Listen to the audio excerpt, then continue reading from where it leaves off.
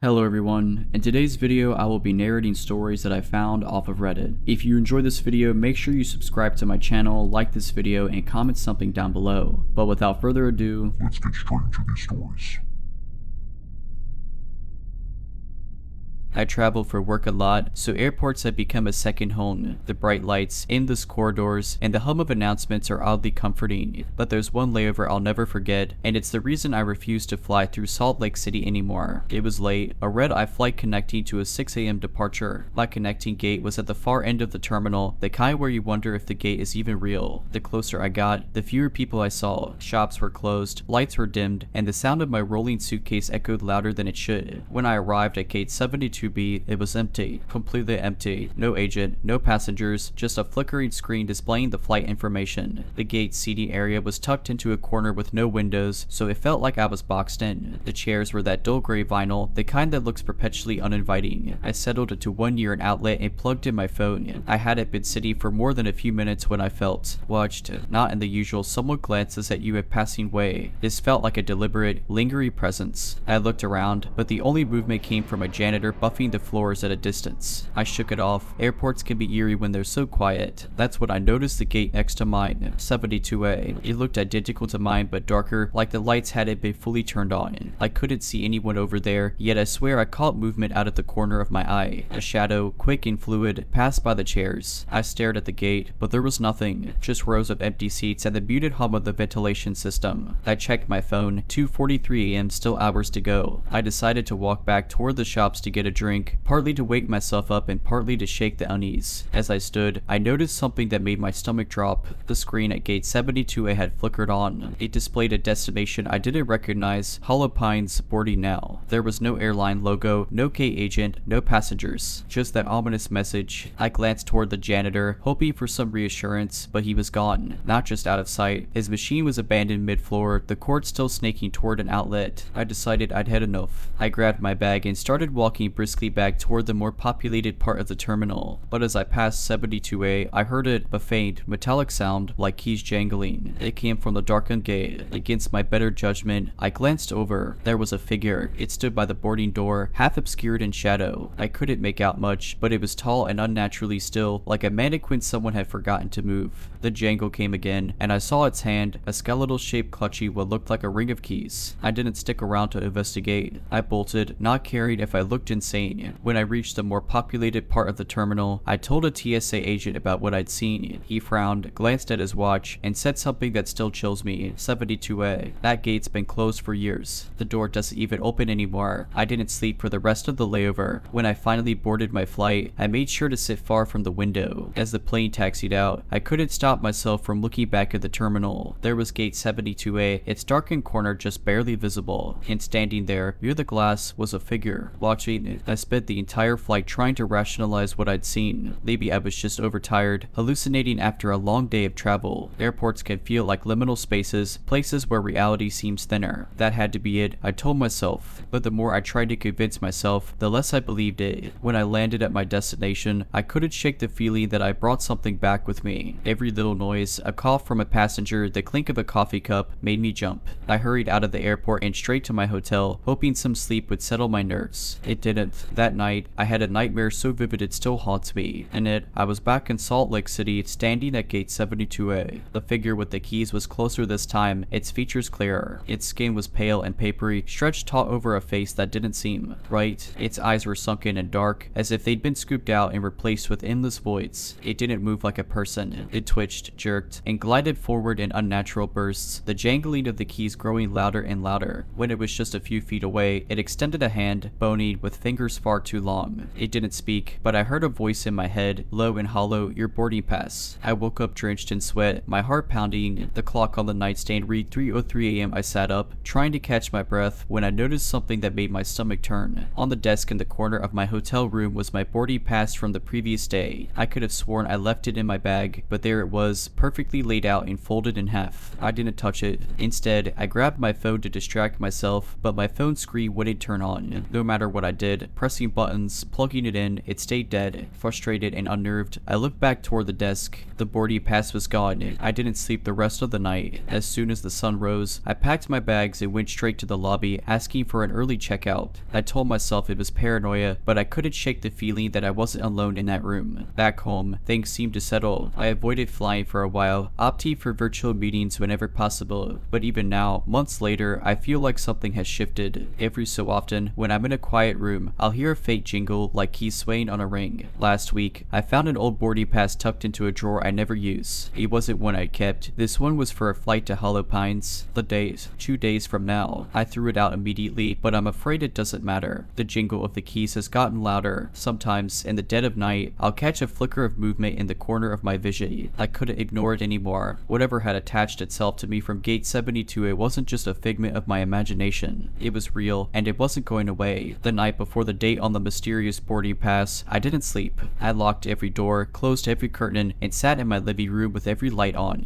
I clutched my phone like a lifeline, ready to call someone, anyone, if something happened, but the house was oppressively silent, as if the world outside had ceased to exist. At 3:03 a.m., the same time I'd woken from my nightmare in the hotel, the power went out. The darkness was instant and suffocating. My phone, which had been fully charged, suddenly wouldn't turn on. The only light was the faint glow of the moon through a gap in the curtains. And then I heard it. The keys. The sound was unmistakable, a soft jingle growing louder with each passing second. I wanted to run, but I couldn't tell where it was coming from. It seemed to echo from everywhere at once. I grabbed a flashlight from a drawer and turned it on. The beam sliced through the darkness, but it didn't offer much comfort. The sound was closer now, coming from the hallway leading to my bedroom. My heart was pounding so hard I thought it might give out. "Who's there?" I called, my voice trembling. No response, just the keys, jangling in a slow, deliberate rhythm. I pointed the flashlight toward the hallway, and that's when I saw it. The figure from gate 72A was standing at the end of the corridor, its bony hand clutching the ring of keys. It didn't move, but its presence filled the entire house, suffocating and cold. The flashlight flickered, and in that moment, I thought I was done for. But then it did something I wasn't expecting. It extended its hand, just like in my dream, and in its other hand, it held something I hadn't noticed before, a boarding pass. The pass floated toward me, as if pushed by an invisible wind. It landed at my feet, face up. The flight information was clear: Hollow Pines, gate 72A. Departure now. My name was printed on it, just as it had been on the pass I'd thrown away. The figure took a step forward, and then another, its jerky, unnatural movements making my stomach churn. The keys jingled with every motion. I backed away, but it was no use. I was trapped. In desperation, I shouted, "I'm not going with you." The figure stopped. It tilted its head, as if considering my words. Then, without warning, it let out a sound, a low, guttural laugh that resonated through the entire house. The boarding pass at my feet burst into flames, burning away to ash in seconds. The figure turned and began to fade, its form dissolving into shadows. But just before it disappeared completely, it spoke in that hollow, mind-penetrating voice. "You'll board eventually." The lights came back on, and the house was silent once more. My phone buzzed to life in my hand, showing several missed calls and messages. I didn't care. I collapsed onto the couch, shaking and exhausted. That was 3 days ago. Since then, the keys have stopped jingling, and I haven't seen the figure again. But I know it's not over. I've started finding boarding passes in strange places, on my desk at work, inside my car, even slipped under my pillow. They're all for Hollow Pines, all marked with different departure dates. This happened a few years ago when I worked as a landscaper for a private estate in a small town. The estate was massive, almost like a small village within itself, with beautifully maintained gardens, stone fountains, and hedgerows that seemed to stretch forever. Most of the grounds were open and welcoming, but there was one section that was always locked, the walled garden. It was a relic from the estate's original design, a high, ivy-covered wall enclosing about an acre of land. The gate to the garden was an old, rusted wrought iron door with a massive padlock. The owner of the estate, an elderly man who rarely left the manor, told me to never worry about it. "Nothing's back there worth your time," he said with a vague wave of his hand. "It's just a place for old memories." For months, I didn't think much about it. The grounds were beautiful and extensive enough to keep me busy. But one day, while trimming hedges along the wall, I noticed something odd. Behind the gate, I could faintly hear the sound of leaves crunching. It wasn't windy, and it wasn't the sound of animals, at least, not any I recognized. It sounded deliberate, like footsteps. I leaned closer, trying to peer through the gaps in the iron gate, but but all I could see was dense, overgrown greenery. It wasn't a well-kept part of the property, so I figured it could have been a deer or something similar. I let it go, but the sound stayed with me. Over the next few weeks, I started hearing other noises whenever I was near the garden, whispers, faint and fragmented, like a conversation just out of earshot. One day, I was working near the wall when I heard a distinct laugh, a child's laugh, bright and clear, like it was right on the other side of the gate. By this point, curiosity got the better of me. I asked the estate's caretaker, an older woman named Martha, about the garden. Her face turned pale, and she avoided my eyes. "It's nothing you need to concern yourself with," she said sharply. "Just don't go near it." Her reaction only fueled my curiosity. That evening, as I was finishing up my work, I noticed the gate to the garden was ajar. The padlock dangled from the door, unlocked and swinging slightly in the breeze. I froze. No one ever went back there, and the owner had the only key, at least, as far as I knew. I hesitated, but the whispers started again, louder this time, like they were beckoning me inside. Against my better judgment, I pushed the gate open and stepped into the garden. The air was heavy, damp, and smelled of earth and decay. The garden was overgrown with wildflowers and thick vines, and the sunlight barely pierced through the canopy of trees. It was eerily quiet. No birds, no insects, just the muffled sound of my footsteps on the soft ground. As I ventured deeper, I noticed something strange. The garden seemed larger on the inside than it looked from the outside. I turned around to find the gate, but it was nowhere in sight. The path behind me was swallowed by the greenery. Panic set in, and I started walking faster, calling out for help. That's when I saw them, figures moving through the foliage. Not animals, not people, but shadows that flitted just at the edge of my vision. They didn't make a sound, but I felt them watching me. I ran. I don't know how long I ran, but eventually I burst through the trees and stumbled back onto the estate's lawn. The gate was closed behind me, the padlock securely fastened. My hands were trembling, and my breath came in ragged gasps. The next day, I quit. I didn't bother explaining why. I just packed my tools and left. A week later, I received a letter from Martha. It was short, with just one line: "You're lucky you found your way out." Others weren't so fortunate. I couldn't get the garden out of my mind, even after I left the estate. The whispers, the laughter, the figures, I questioned my sanity daily. At first, I told myself it was just a trick of the mind, that I let my curiosity and exhaustion get the better of me. But then, the dream started, and in my dreams, I was back in the garden, but it was even larger than before. The overgrowth had been replaced with meticulously kept rows of flowers and perfectly trimmed hedges, but the place was no less suffocating. The shadows were clear in my dreams, tall and possibly thin figures with elongated limbs and faces that seemed to shift and blur if I looked at them too long. They never spoke, but they always moved closer. One night, I woke up covered in dirt, my hands scratched and bleeding as if I'd been digging in my sleep.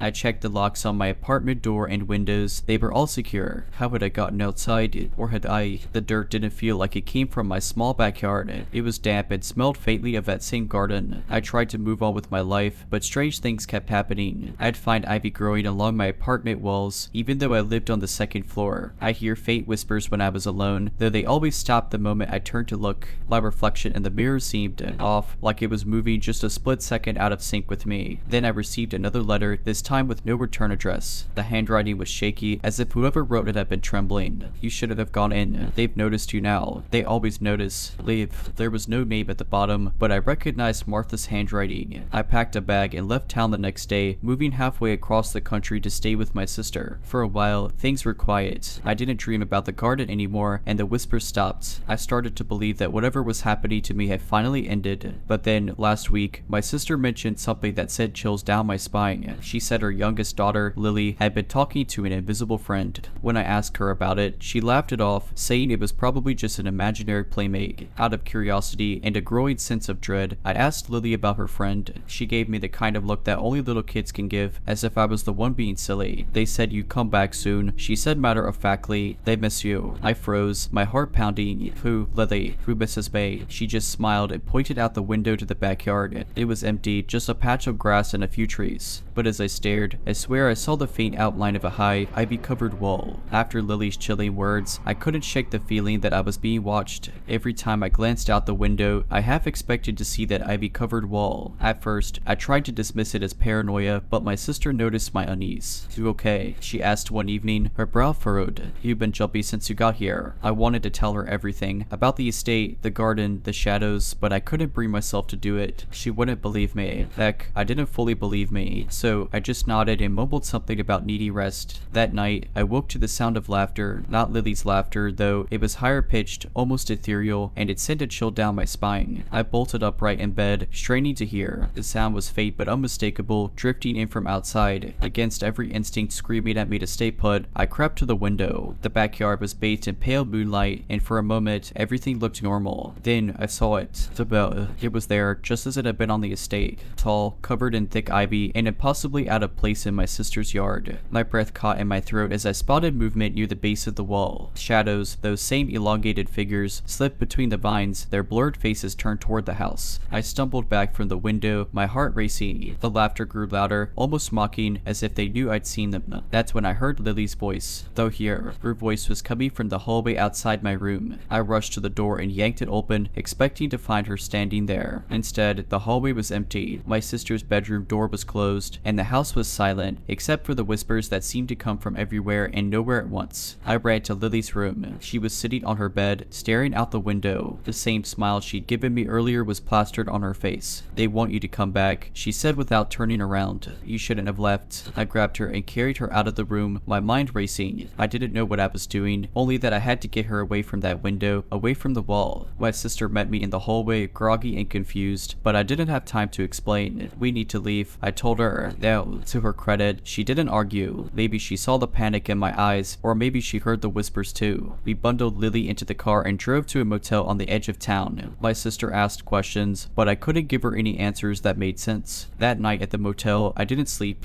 I kept the lights on and watched the windows, half expecting the wall to appear again. It didn't, but the whispers never stopped. They were faint, like a distant radio signal, but they were always there. The next morning, I knew what I had to do. I couldn't let this thing, whatever it was, follow my sister and Lily. I had to go back. I left them at the motel, promising I'd return, though I wasn't sure if that was true. I drove back to the estate, my hands gripping the wheel so tightly they hurt. The closer I got, the heavier the air seemed to grow. By the time I reached the gates, I was shaking. The estate looked abandoned. The gardens were overgrown, the manor dark and lifeless. The walled garden, the gate was open, the padlock gone. I don't remember walking inside. One moment, I was standing at the threshold. The next, I was deep in the garden, surrounded by that oppressive greenery. The whispers were louder now, almost deafening. The shadows were everywhere, darting between the trees and bushes. "You came back," a voice said, clear and sharp. It wasn't a whisper. It wasn't a shadow. It was something else, something tall and impossibly still, standing at the center of the garden. Its face shifted and blurred, just like the figures I'd seen before. "You belong here." I wanted to run, but my legs wouldn't move. The air felt thick, like I was sinking into the ground. The whispers grew louder, overlapping and merging until they were a single, droning hum.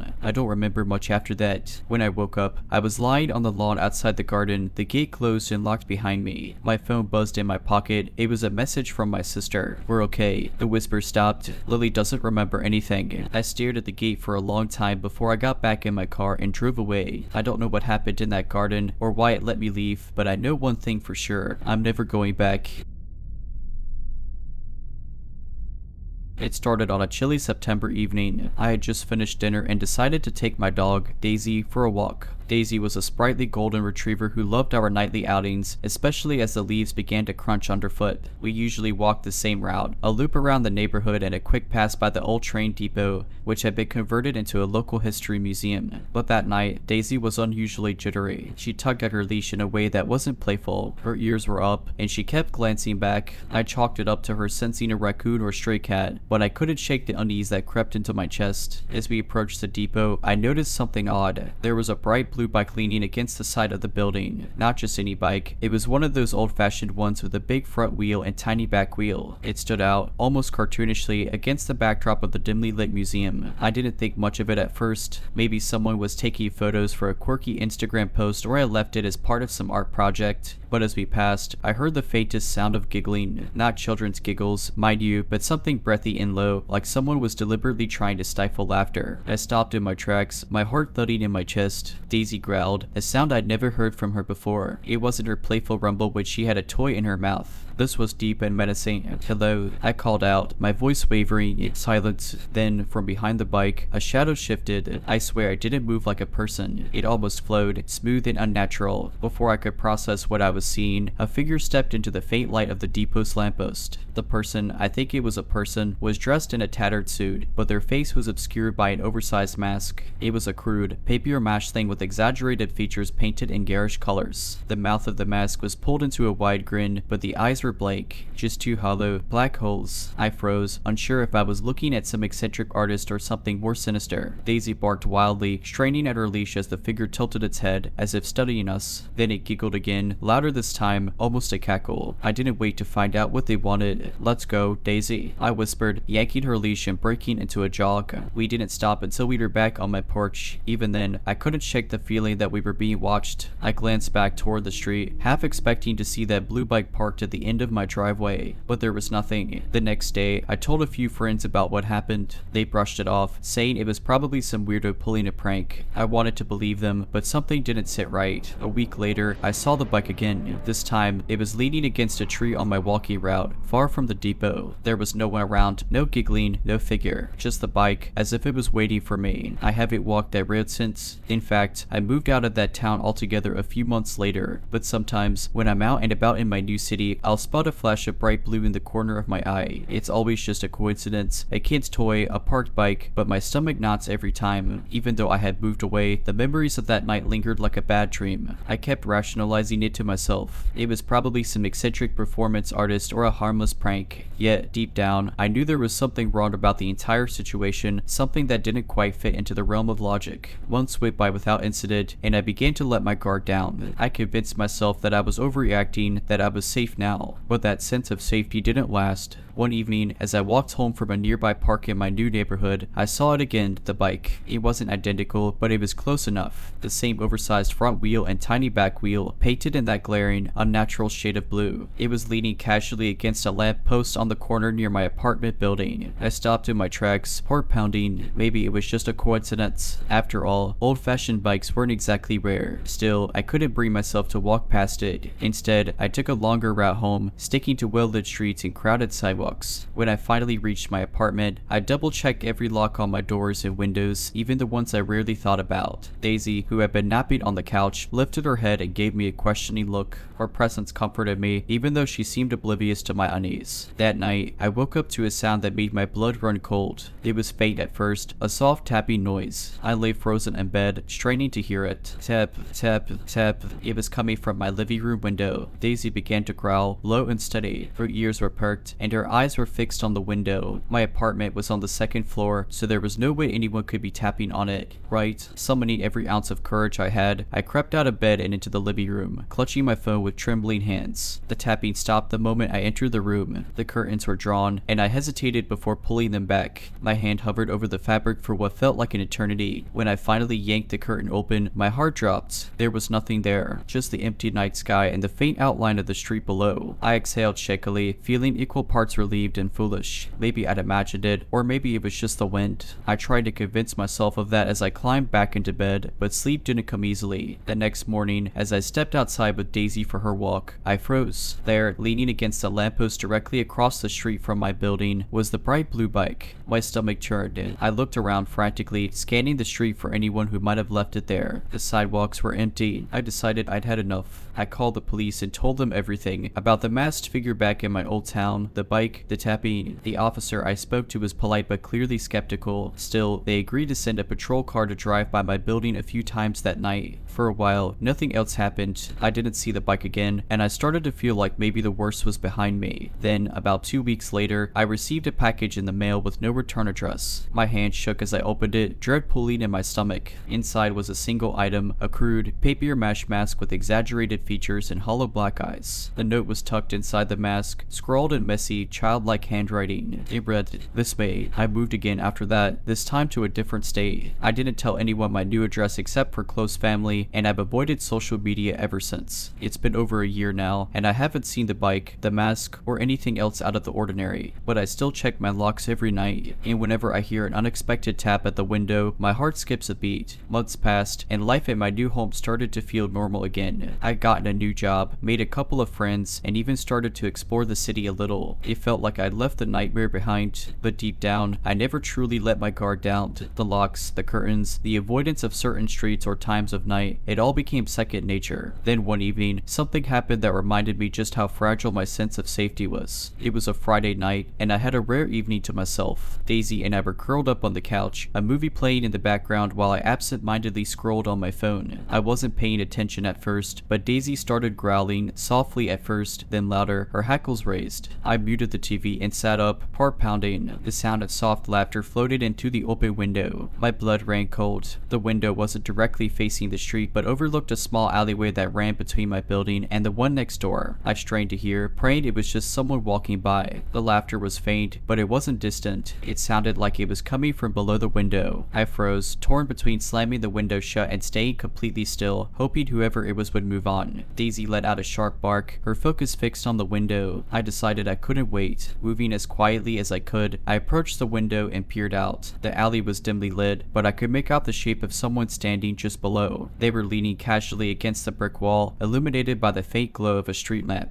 I couldn't see their face. It was obscured by a hat or hood, but I didn't need to see it to recognize what was leaning against the wall beside them. The bright blue bike. I stumbled back from the window, my breath catching in my throat. This couldn't be happening. I hadn't seen the bike in months. I was hundreds of miles away from where this all started. How had they found me? I grabbed my phone and dialed 911, my hands trembling. As I explained the situation to the dispatcher, I kept my eyes on the window, terrified that the figure would try to climb up or make their way into the building. Stay on the line, the dispatcher said. Officers are on their way. Minutes felt like hours as I waited. I didn't dare move from my spot, clutching Daisy's leash in one hand and my phone in the other. Finally, I heard the distant sound of sirens. I peeked out the window again, expecting the figure to flee, but they didn't. They simply tilted their head toward the sound of the approaching police car, as if amused. The bike was gone when the officers arrived. They searched the alley and the surrounding streets but found nothing. No bike, no mask, no sign of anyone matching the description I'd given them. One of the officers assured me they'd keep an eye on the area, but I could tell they thought I was overreacting. I wasn't. That night, I couldn't sleep.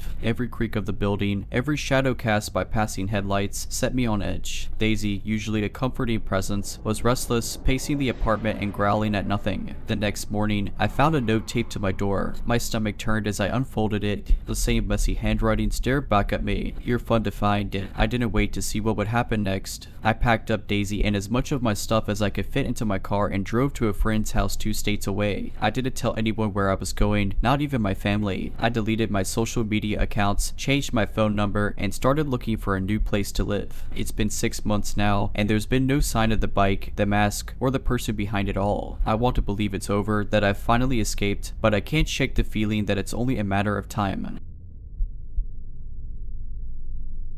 A few years ago, I worked as a part-time night guard at a local aquarium. It wasn't as glamorous as it sounds. Mostly, I spent the nights walking through dark hallways, checking exhibits, and making sure no one broke in. The place was eerie at night, with only the low hum of filtration systems and the occasional sound of water sloshing against the tanks. One particular night stands out. It was mid-October, and the air inside the building felt colder than usual. I started my usual rounds, flashlight in hand, stopping occasionally to peek at the tanks. The jellyfish exhibit always creeped me out, those ghostly creatures pulsing under the faint blue lights, but I had gotten used to it. As I passed the shark tunnel, I thought I saw movement out of the corner of my eye. I stopped and turned my flashlight toward the glass, half expecting to see one of the smaller sharks gliding past. Nothing. The water was still, save for the bubbles drifting upward. I shrugged it off and kept moving. About an hour later, I was in the staff area near the cafeteria, double checking the locks on the doors. That's when I heard it, a faint tapping sound. It was rhythmic, deliberate, and it seemed to be coming from the direction of the main tank, the largest one in the aquarium. home to the sea turtles, rays, and some of the larger fish. I hesitated but figured it was probably a mechanical issue or some kind of animal behavior. Still, I radioed the front desk just in case. My coworker, Carla, was stationed there for the night. Her voice crackled through the radio. "Everything's quiet up here. You sure it's not just the pipes?" "Yeah, maybe," I replied, trying to convince myself. When I got to the main tank, the tapping had stopped. I stood there for a moment, scanning the room. The only sound was the gentle whoosh of water circulating. I was about to turn back when I noticed something strange, a handprint on the glass. It wasn't the kind of smudge you'd see from a kid pressing their hands against the tank. This was thicker. The fingers were long, almost unnaturally so, and the print was high up, too high for a person to reach without a ladder. My stomach turned. "Carla, did anyone come through here today to clean the tanks or something?" I asked through the radio. "No, why?" she responded. I told her about the handprint, but she just laughed and said I was probably imagining things. I wanted to believe her, so I wiped the glass clean with my sleeve and continued my rounds. The rest of the night was uneventful until I checked the security cameras before clocking out. Most of the footage was boring, empty hallways and tanks, but then I saw something that made my blood run cold. Around the time I had been near the main tank, the camera had picked up movement. A shadow, tall and lanky, had passed in front of the tank. It wasn't a reflection. It moved independently of me, almost like it was pacing. Then, as quickly as it appeared, it was gone. I quit the job a week later. I told my manager it was because of school, but the truth is, I couldn't shake the feeling that something was watching me during those long, lonely nights. A few weeks after I quit, I got a text from Carla. "Hey, did you hear what happened at the aquarium last night?" My heart sank. I hadn't been in contact with anyone from work since I left, so I had no idea what she was talking about. I asked her to call me, and when she did, her voice was shaky, almost frantic. "They found another handprint, bigger this time," she said, "and something else." "What else?" I asked, dread pulling in my stomach. There was water, not just condensation, like someone splashed a bucket of it onto the floor near the main tank. But the weirdest part, the cameras went dark for about 10 minutes right before they found it. Completely black, no static, just nothing. I didn't know what to say. Carla kept going, like she needed to get it all out. One of the morning cleaners said she heard something, too, like scratching, coming from inside the tank. When she looked, there was nothing there, but she swears she felt something watching her. She's refusing to work night shifts now. I tried to calm her down, telling her it was probably just a prank or a malfunction. But deep down, I didn't believe it. I remembered that shadow, the handprint, the cold feeling that had settled in my chest every time I walked past that tank. A month later, I saw a news article about the aquarium. It had closed for renovations, though the article mentioned rumors about staff complaints and unexplained incidents. They didn't go into detail, but I knew. I thought that would be the end of it. But last week, I got a package in the mail. No return address, just a plain brown box. Inside was a Polaroid photo, the kind you don't see much anymore. It was blurry, but I could make out the shape of the main tank. In there, pressed against the glass, was another handprint. This time, it wasn't just one. There were several, overlapping, like whatever had left them was trying to claw its way out. I don't work there anymore. I don't even live in the same city, but I still keep my curtains closed at night, and I avoid aquariums altogether. For weeks after receiving that Polaroid, I couldn't shake the feeling that someone, or something, was watching me. I'd see shadows flicker in the corners of my vision, hear faint tapping sounds on my apartment windows at odd hours. The paranoia was suffocating. One night, I decided I'd had enough. I was going to throw the Polaroid away, along with the box it came in. It felt like the only way to sever whatever strange connection had been lingering since I left the aquarium. As I picked up the photo, I noticed something I hadn't seen before. In the corner, faint but visible, was a reflection in the glass of the tank. It wasn't me or anyone I recognized. It was taller. Its features were distorted, but there was something undeniably humanoid about it. Long limbs, a faint shimmer to its form, almost like it was wet. My heart pounded as I stared at it, trying to make sense of what I was seeing. I threw the photo into the trash, slammed the lid down, and took the whole bag out to the dumpster. As I walked back inside, I told myself that was it. Whatever this was, I wasn't going to let it follow me anymore. That night, I dreamt I was back at the aquarium. The hallways were dark, and the only sound was the soft ripple of water. I walked toward the main tank, though I didn't want to. My feet moved on their own, dragging me closer. When I reached the tank, the water was black, as if it had no bottom. And then something moved. A hand, long, pale, and webbed, pressed against the glass, followed by another. Slowly, a face emerged.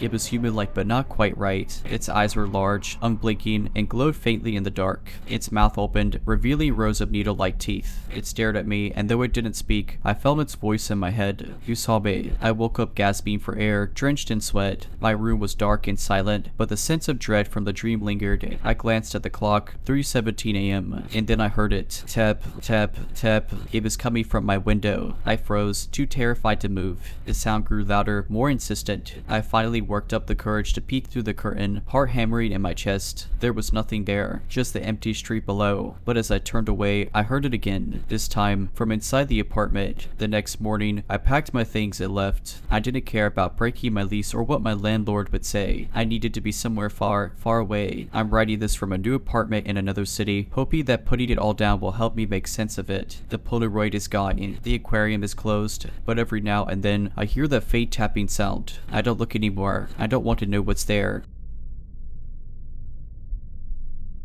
About 10 years ago, I was a broke college student desperate for cash. I took whatever odd jobs I could find, and one of them was a temporary gig at a massive warehouse on the outskirts of town. It wasn't sketchy at first, just some late night inventory work for a week. The pay was decent, and the hours fit my schedule, so I signed up. The warehouse was enormous, with rows and rows of metal shelving stretching up toward the ceiling. During orientation, the manager, a no-nonsense woman named Carla, handed me a map and told me I'd mostly be working in the northern wing, which was less used. She stressed that we should stay in our assigned zones and not wander. When I asked why, she gave a vague response about safety protocols and liability. It seemed reasonable enough at the time. The first 2 nights were uneventful. I'd scan barcodes, check inventory, and occasionally hear the other workers chatting in the distance. The warehouse was eerily quiet, but I chalked it up to my overactive imagination. On the 3rd night, I was working alone in the northern wing when I started hearing faint tapping noises. At first, I ignored it, assuming it was just the building settling or one of the forklifts moving in the distance. But the tapping grew louder, more deliberate, like someone knocking on the metal shelving a few aisles away. I called out, thinking it might be one of my coworkers messing around. Hello, is someone there? No response. Feeling a little unnerved, I went back to work, trying to brush it off. But then, as I turned to grab a clipboard I'd set down, I caught movement out of the corner of my eye, just a shadow darting across the end of the aisle. My heart started racing, but I told myself it was probably nothing. Maybe one of the overhead lights flickered. I kept working, but the unease wouldn't go away. The tapping started again, this time closer. I finally decided to check it out. I walked down the aisle, scanning with my flashlight, but there was nothing there, just rows of boxes and empty shelving. Then, out of nowhere, I heard a deep, guttural voice whisper, "You're not supposed to be here." I froze. The voice came from right behind me. I whipped around, but no one was there. My flashlight beam shook as I scanned the area. At that moment, the tapping turned into a loud banging, echoing through the warehouse. It was coming from multiple directions now, surrounding me. Panic set in, and I sprinted back toward the central area where the other workers were supposed to be. But when I got there, it was empty. Not a single person in sight. Even Carla's office was dark and locked. It was as if everyone had vanished. My phone had no service, and the warehouse's landline was on Carla's desk, behind a locked door. I wasn't about to stick around to find out what was going on. I grabbed my bag and ran for the exit. As I pushed through the heavy doors, I heard one final, ear-piercing scream echo from the northern wing. It wasn't human. It was distorted, like static mixed with a deep growl. I quit the next morning and never went back. After I quit, I tried to move on, convincing myself that stress or sleep deprivation had played tricks on my mind. But there were moments in the following weeks that made me doubt that explanation. First, a few coworkers reached out to ask why I had left so abruptly. I didn't want to sound crazy, so I just said it wasn't a good fit. One guy, Dave, paused for a moment and then said, "Yeah, I don't blame you. That place, it's weird. Did you ever hear the rumors about the North Wing?" I hesitated but asked what he meant. He lowered his voice, almost like he didn't want anyone else to hear. "People say they hear voices over there, see things that don't make sense. Carla doesn't talk about it, but she never lets new hires work there long. You were probably the unlucky exception." That sent a chill through me, but I still tried to brush it off. Maybe the rumors had gotten to me, and my imagination had filled in the gaps. Then, about a month after I quit, I ran into Carla herself at a local coffee shop.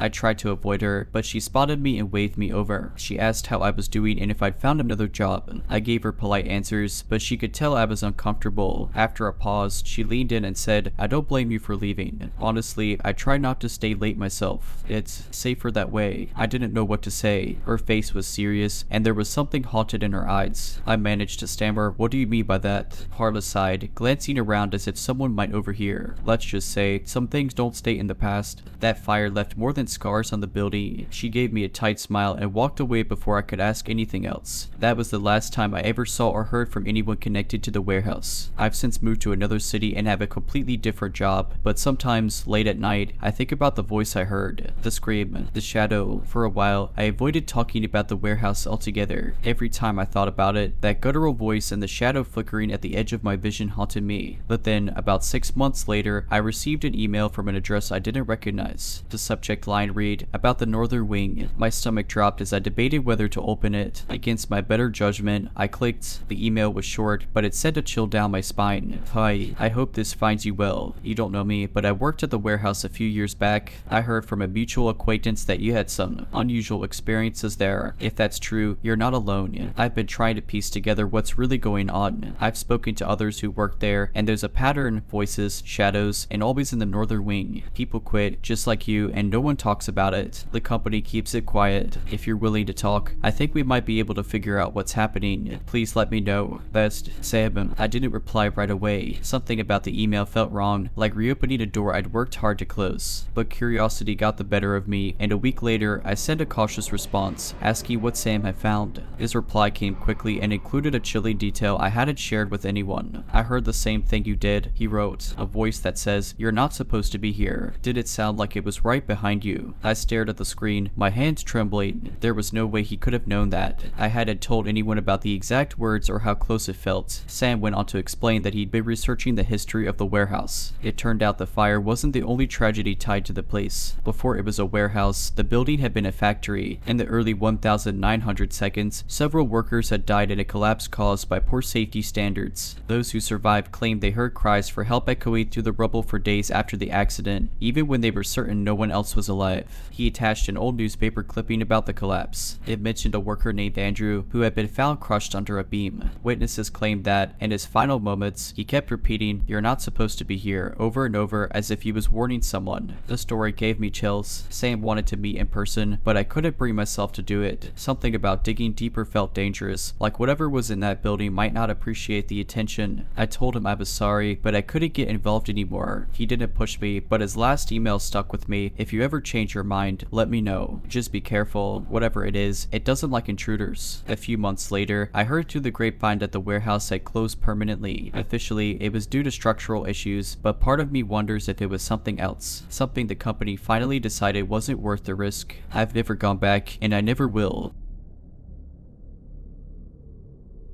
My job was mainly digitizing old documents, faded photos, handwritten ledgers, and letters donated by families in the area. The society rented out the bottom floor of an old bank building, the kind with high ceilings and decorative crown moldings. My workspace was in a cramped back room that housed our archive vault. The vault wasn't what you'd imagine, no dramatic spinning lock or piles of gold coins. It was a reinforced room where they stored fragile paper records and temperature-controlled cabinets. It had one heavy metal door, which always gave me the creeps because it locked automatically if it closed all the way. One afternoon, I was cataloging some 1920s school attendance records. The vault was unusually warm that day, and I was annoyed because the HVAC system controlling the humidity had been acting up all week. I left the vault door slightly ajar, propping it with a thick binder. I had been working for about an hour when I heard it, a soft, steady tapping like fingernails on glass. I froze, my hands hovering over a stack of documents. The tapping came again, rhythmic and deliberate. It wasn't loud, but it sounded close. The vault didn't have windows. In fact, there weren't any windows in the back half of the building. My immediate thought was that someone had gotten in, though that didn't make sense. The only way into the vault was through the main room, and the front desk staff would have seen anyone come in. I tried to shake it off and focus on my work, convincing myself it was just a weird mechanical noise. But then the tapping moved. It started behind me, then shifted to my right, and then directly in front of me on the other side of the steel cabinet I was using as a desk. "Hello," I called out, my voice cracking a little. The tapping stopped. I waited, straining to hear hear anything over the hum of the air conditioning. Then, just as I started to convince myself it had been my imagination, I heard a soft laugh, a woman's laugh. But it wasn't warm or friendly, it was thin, brittle, like it was missing some essential piece of humanity. I shot up from my chair, knocking over a stack of papers. "Who's there?" I demanded, trying to keep my voice steady. The room was silent, but I swear I could feel someone watching me. I backed toward the door, ready to bolt, but as I reached for the door handle, I realized the binder I'd used to prop it open was gone. The door was closed, almost completely, just enough for the lock not to engage. I hadn't heard it move. Heart racing, I grabbed the handle and yanked the door open. I stumbled out into the main room, where my coworker Jenny was sitting at her desk, scrolling through her phone. She looked up, startled.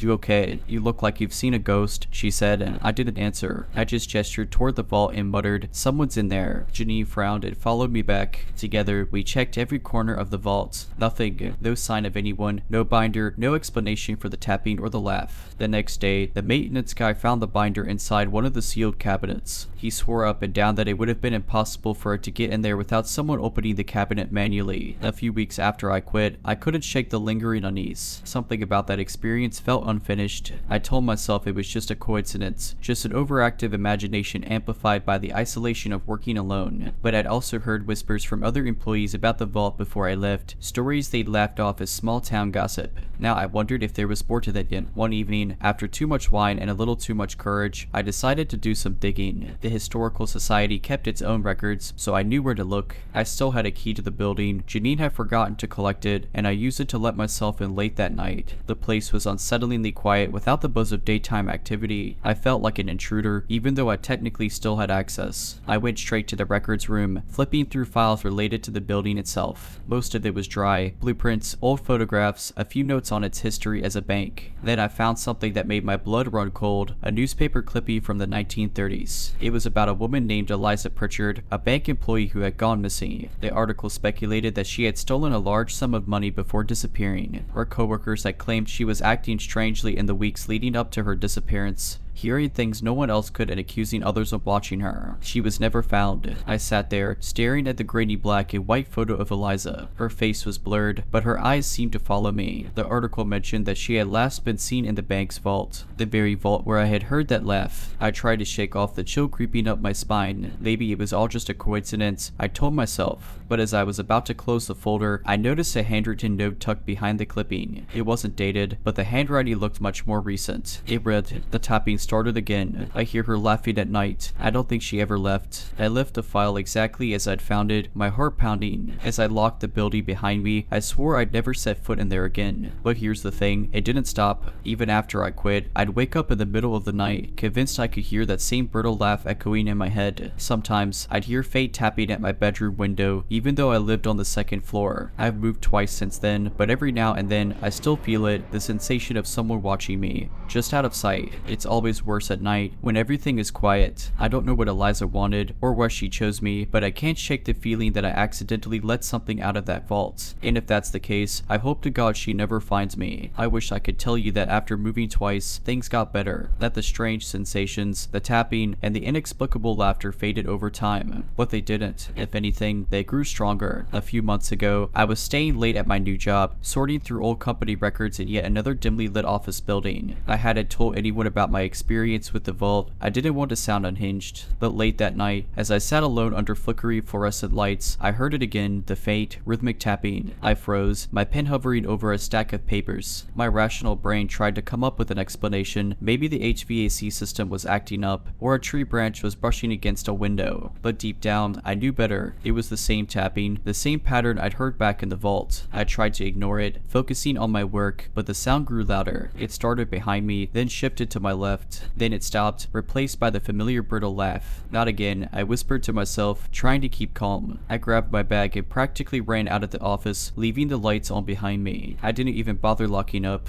I just needed to get out. The walk to my car felt like a nail. Every shadow seemed to stretch toward me. Every rustling leaf sounded like footsteps. I couldn't shake the feeling that I wasn't alone. When I finally reached my car, I jumped in and locked the doors, breathing hard. I turned on the engine, and the headlights illuminated the empty parking lot. Empty, completely except for a faint figure standing at the far end.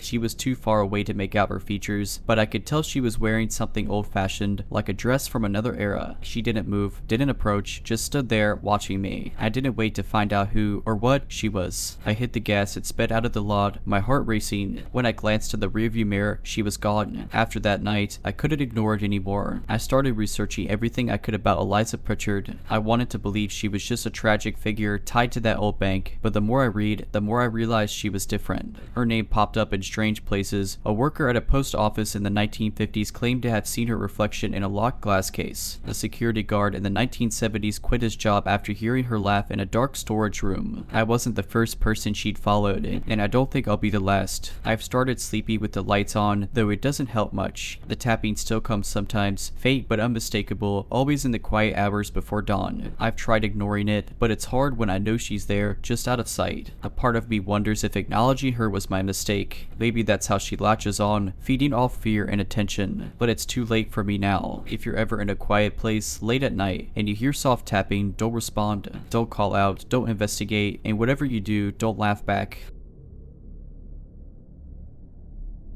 Last summer, I went to an estate sale on a whim. It was held at an old brick house just outside town. Nothing extraordinary, but large enough to pique curiosity about what treasures might be hidden inside. I'm not a collector of anything in particular, but I love the odd knick-knack, and there was a buzz around town about the mysterious collection the owners had left behind. The sale was well organized. Each room in the house had tables arranged with items for sale. The living room was filled with books, the kitchen with vintage cookware, and the bedroom displayed an array of antique jewelry and clothing. But it was the dining room that drew me in. There, propped on an easel, was a large oil portrait of a woman. She looked like she was from the 1920s, with her dark bob hair and a string of pearls that seemed to gleam against the deep green of her dress. Her eyes were striking, piercing, like she was staring right through you. I couldn't tell if it was the skill of the artist or just an optical illusion, but her gaze followed you, no matter where you stood. I don't know why I bought it. I'm not usually into portraits, especially not ones that stare you down, but something about it felt magnetic. The price was ridiculously low, almost as if they wanted to get rid of it. I paid in cash and brought it home that same afternoon. At first, it was just a conversation piece. My friends joked about how haunted it looked, and I laughed along, though part of me wondered if they were right. After a few days, though, things started to feel off.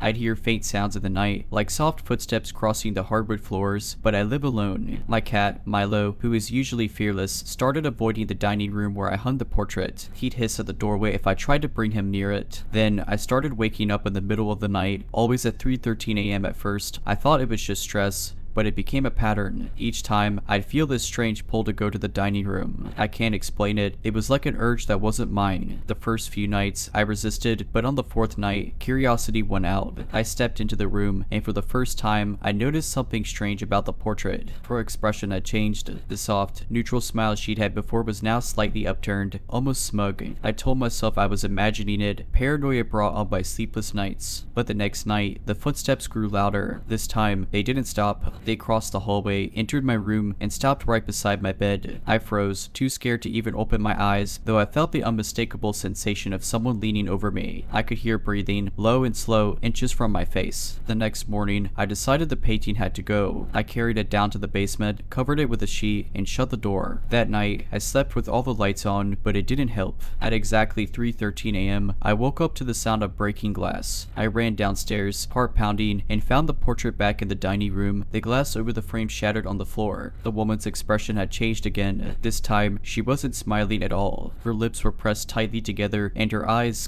her eyes looked angry. I didn't think. I grabbed the portrait, ran outside, and drove to the nearest dumpster I could find. I didn't care about the late hour or how crazy I must have looked. I threw it in, climbed back into my car, and didn't look back. Life started to feel normal again after I got rid of the portrait. A few weeks passed, and I convinced myself that whatever had been happening was just my overactive imagination.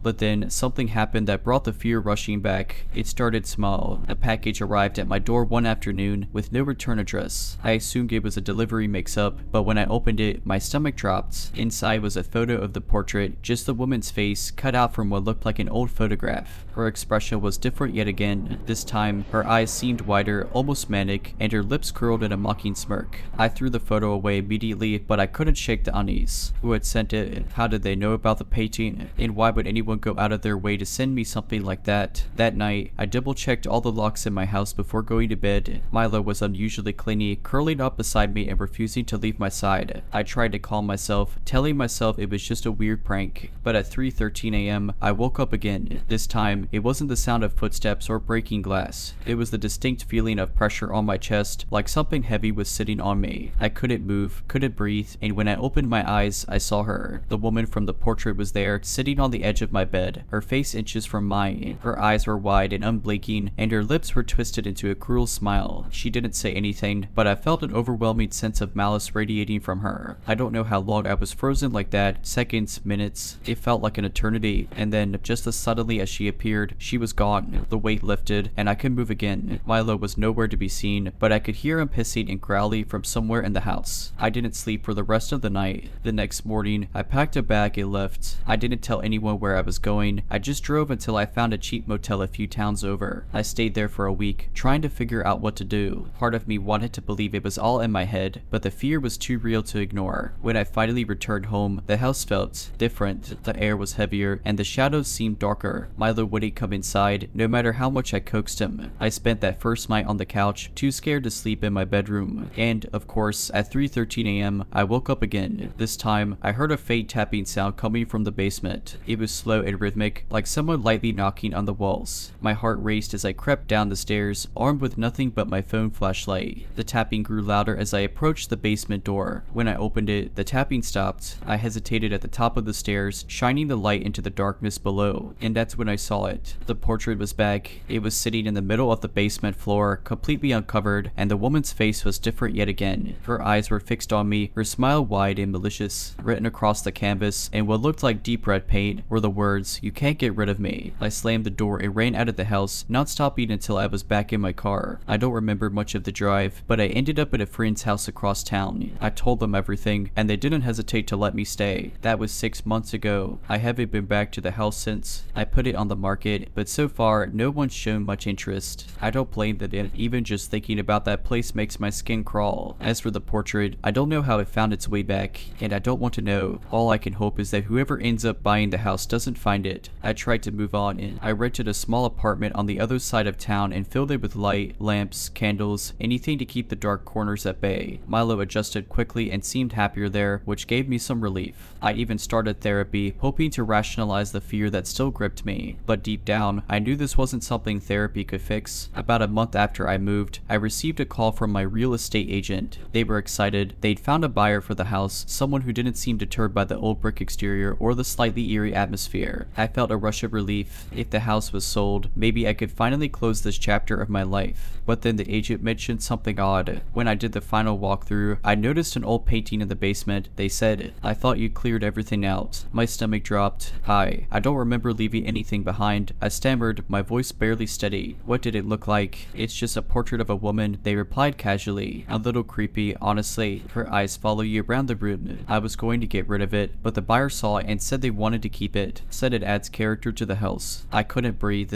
My mind raced with images of the woman's ever-changing expressions, her piercing eyes, and that chilly message scrawled across the canvas. "Can you describe her expression?" I finally asked, my voice trembling. There was a pause on the other end of the line. "Now that you mention it, it's strange. I could swear she was smiling before, but today she looks angry, almost like she's glaring at me." I didn't say anything. I couldn't. My throat felt like it was closing up. "Anyway, it's not my problem anymore," the agent said with a nervous laugh. The buyer insisted on keeping it. "So you're officially off the hook. Congratulations." I hung up without saying goodbye. The relief I'd felt earlier was gone, replaced by a gnawing sense of dread. I told myself it was over, the house and the painting were someone else's problem now. But deep down, I knew it wasn't that simple. 2 weeks later, I woke up to a voicemail from an unknown number. The message was garbled, filled with static and distant echoes, but I could just make out a few words. "Why did you leave me?" The voice was female, cold and accusatory, and it sent a chill down my spine. I blocked the number, but the calls didn't stop.